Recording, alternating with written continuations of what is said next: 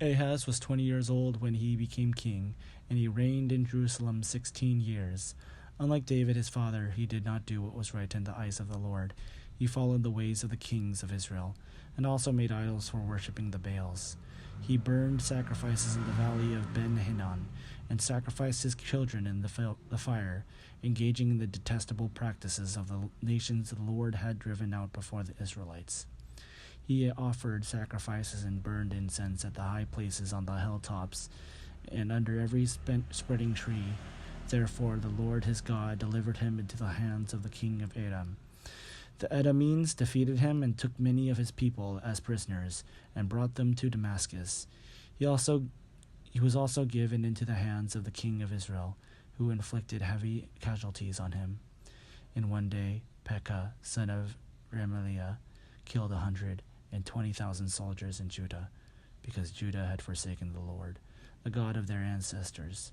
Zikri, an Ephraimite warrior, killed Messiah, the king's son, Azrikam, the officer in charge of the palace, and Elkanah, second to the king. The men of Israel took captive from their fellow Israelites, who were from Judah, 200,000 wives, sons, and daughters. They also took a great deal of plunder, which they carried back to Samaria. But a prophet of the Lord named Oded was there, and he went out to meet the army when it returned to Samaria. He said to them, "Because the Lord, the God of your ancestors, was angry with Judah, he gave them into your hand, but you have slaughtered them in a rage that reaches to heaven.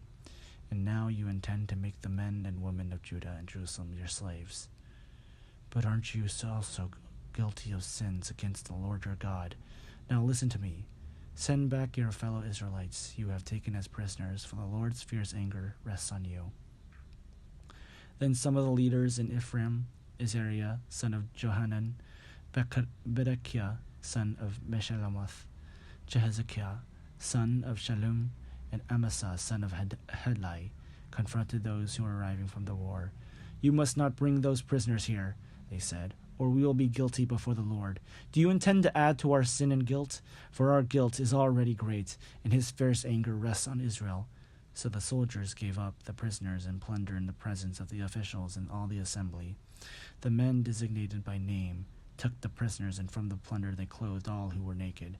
They provided them with clothes and sandals, food and drink, and healing balm. All those who were weak they put on donkeys. So they took them back to their fellow Israelites at Jericho, the city of palms, and returned to Samaria. At that time King Ahaz sent to the kings of Assyria for help. The Edomites had again come and attacked Judah and carried away prisoners, while the Philistines had raided towns in the foothills in the Negev of Judah. They captured and occupied Beth Shemesh, Aijalon, and Gederoth, as well as Sakah, Timnah, and Gimzo, with their surrounding villages. The Lord had humbled Judah because of Ahaz, king of Israel, for he had promoted wickedness in Judah and had been most unfaithful to the Lord. Tiglath-Pileser, king of Assyria, came to him, but he gave him trouble instead of help. Ahaz took some of the things from the temple of the Lord, and from the royal palace, and from the officials, and presented them to the king of Assyria, but that did not help him. In his time of trouble, King Ahaz became even more unfaithful to the Lord. He offered sacrifices to the gods of Damascus, who had defeated him, for he thought, "Since the gods of the kings of Edom have helped him, I will sacrifice to them, so they will help me." But they were his downfall, and the downfall of all Israel. Ahaz gathered together the furnishings from the temple of God, and cut them in pieces. He shut the doors of the Lord's temple, and set up altars at every street corner in Jerusalem. In every town in Judah, he built high places to burn sacrifices to other gods, and aroused the anger of the Lord, the God of his ancestors. The other events of his reign, and all his ways from beginning to end, are written in the book of the kings of Judah and Israel.